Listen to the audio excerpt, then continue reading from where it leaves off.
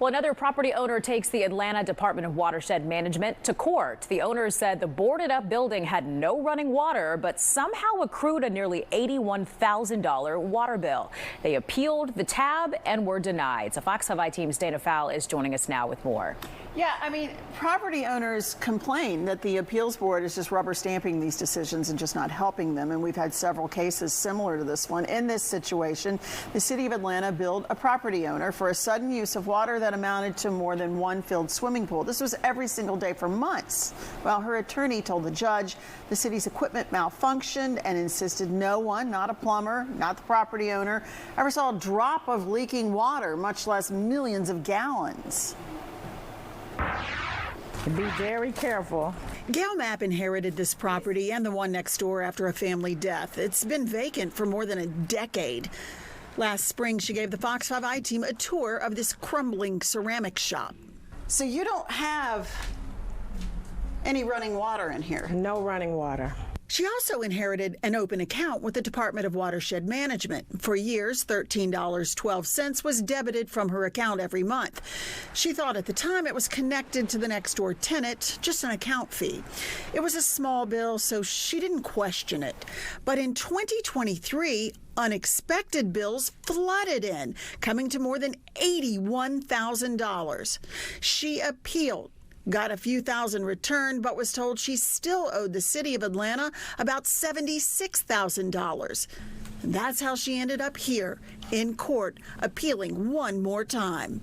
There's no swimming pool, no jacuzzi, no irrigation system, and again, no working plumbing at the property. The Mapp's attorney told the Atlanta Superior Court judge the property's been uninhabitable for about 15 years. The only change was that Watershed Management replaced the property's meter register in December of 2022. After that, a $16,000 water bill arrived, and bills like this poured in for 8 months. The city said its side of the water line had no leak. The Maps called in several plumbers who said there was no running water on their side. Yet their bills showed on some days 500,000 to 600,000 gallons of water being used in 1 month. The property sits on a busy stretch of Donald Lee Hollowell Parkway. It's used by pedestrians, traffic, and other business owners. Based on this much water usage, the ground of the property likely would have caved in. The property would be almost floating down the street. If there was a leak to that extent, it certainly would have been noticeable. The Atlanta Water and Sewer Appeals Board speculated the Maps plumber didn't know how to find a leak or that maybe the water was stolen. The claim of a leak or water theft basically defies logic. The Maps attorney said as surprisingly as these massive bills arrived, they disappeared.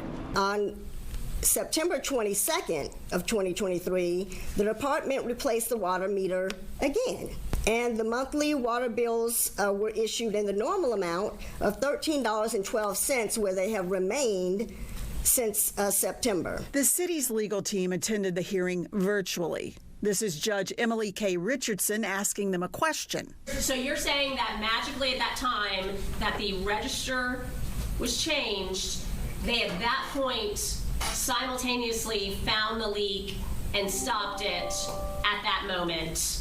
City of Atlanta senior attorney Tracy Hackett. They could have immediately went and turned it off. And that's, so when we say magically, I'm not there. They could have turned it off. They could have turned off the meter. So I don't think it's magic. I don't think they fixed it.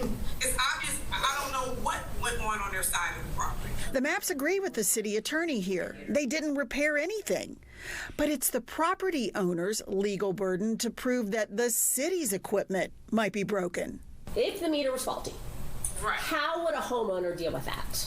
Okay, that's not the case here, Your Honor. Okay. So here we are. The city estimated 2.6 million gallons of water poured out of the pipes, yet nobody could find it. Proof of faulty equipment could really clear things up. But the city attorney says that's nearly impossible. They don't have any experts on their side to show that there was a problem with this equipment that we use that is 99.9% accurate.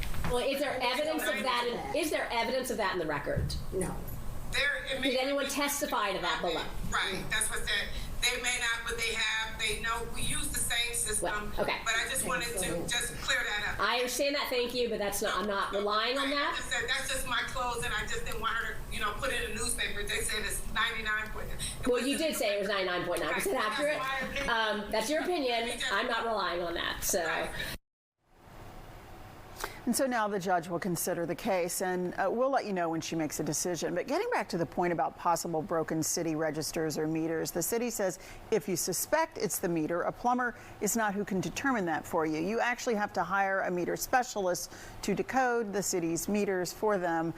And the average account holder is just not really going to know or understand that. Yeah, very much becomes your problem, right? Yeah, That because they're putting it's that on your you. responsibility. Yeah, sure. Okay, so this isn't the first time that this has been covered. It's gone to court. I mean, what happened in the last case? And that was the Williams family. They had one of those enormous bills. We've talked about them, massive water usage that they say was just impossible to use. And again, nobody noticed it.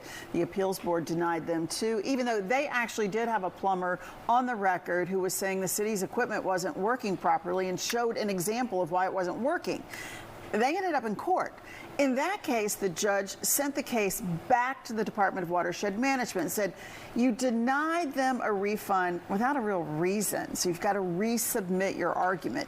They have, and we're waiting to hear what the judge's decision is on that. Gosh, so it's just all tied up. It's all tied up. And no resolution. And these hearings are a lot different. I mean, I know the first time we went in, we thought the judge would give a decision right there, and it didn't work quite that way. And so we're not exactly sure how this one's going to work or how long this will take either. So 2 cases have been before judges, and we're still waiting to find out whose side they're on here, and if they do believe perhaps the appeals board is not really hearing the account holders. We'll see. I know you'll be on top of that. Yes, we are. Yeah. All right, Dana, thank you.